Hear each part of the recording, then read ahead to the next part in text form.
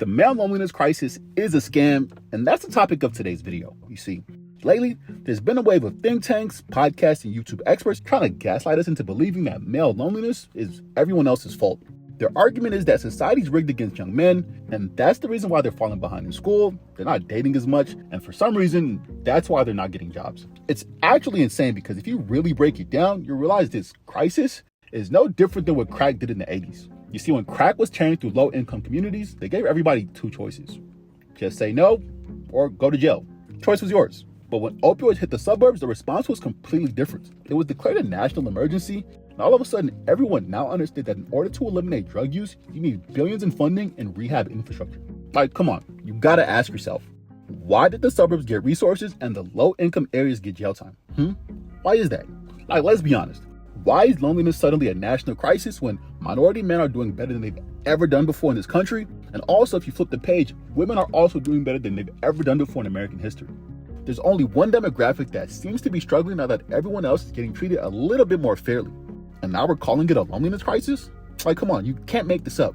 We've literally reached the point that the people who built the systems are now convincing their sons that the system is rigged against them. Do you not think at any point in the last 100 years of American history that African American or black men didn't feel like they were lonely, like they didn't have a choice or a chance in American history? But nobody cared. And that same thing is true for women. Women couldn't own their own bank accounts until 1972. So for everything they wanted to do in American history, they had to ask a man to help them get access. That probably made them feel lonely, but nobody gave a fuck. I mean, for years, it feels like Asian men have been trying to tell society, you guys desexualize us and we don't like it. And it seems like nobody cares. To this day, people still put up their pinky finger and make sex jokes about Asian men. But hey, I know some of you are going to agree with me and some of you aren't. But let me know which one you feel in the comments. Like, if you agree, tell me why you agree. If you don't, tell me why you don't agree. Because typically, I'd be a little bit more compassionate on mental health issues.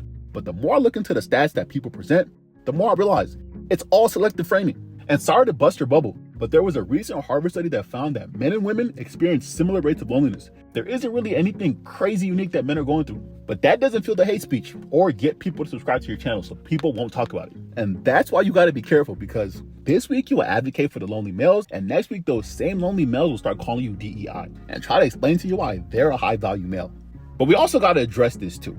If every guy who called himself a high value male is going through the male loneliness crisis, maybe we need some more low value men, because the guys who seem to be low value or who wouldn't consider themselves high value, they all seem to have productive relationships, healthy families, they're dating, and also they're not on Twitter asking people if relationships should be 50-50 or open on my end, closed on yours, or whatever the fuck these niggas say nowadays. I don't know what these niggas are getting off, but the discourse they're having is ridiculous. Like, we got to start being honest with these guys. Why is it that if a woman is going through loneliness, we might have to do a wellness check to make sure she's okay? But if a guy's going through that very same loneliness, we all got to stay home from school until we make sure he's okay. Like, why is that? Come on, like, it's crazy. Why is male loneliness a result of system failure, but woman loneliness is a result of her bad decisions? Really think about how crazy this is. One of the main statistics people like to lean on is that young men are 4 times more likely to die by suicide, which is true, sure. But how come those same people won't tell you that women attempt suicide 2 times more often than men do? Currently, 6 out of every 10 suicide attempts come from women. The difference is women just get saved more. And it's not because they're women. It's because typically men own guns and women own scissors. Hopefully that doesn't go over your head.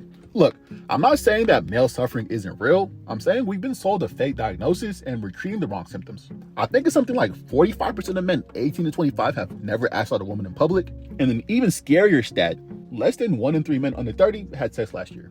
And when you say that out loud, it sounds absolutely nuts. But when you break it down and do the math on it, it actually makes sense. These young men today don't have social skills. They don't know how to keep a friendship, let alone a relationship. All of their free time is being spent online, not in third spaces, being forced to fail and learn from those mistakes. And if you really want to make a difference, these are the issues you got to address. Y'all get y'all whole personalities off of TikTok and then wonder why you feel lonely. The algorithm changes every 3 business days. Y'all have to wake up in the morning and read comments to figure out who you're supposed to be that day. And I guarantee you there's no way to live life and be happy that way. The problem isn't that young men are lonely. The problem is we keep lying about why. Young men do need help, but so do young women. And we need to help both do better. But hey, let me know if you agree or disagree in the comments. And if you like this episode of Life Explained and you want to see more like it, please consider smashing the subscribe button. I'm trying to pass 10K subs before the end of next month, and we need your help to do it. See you next video.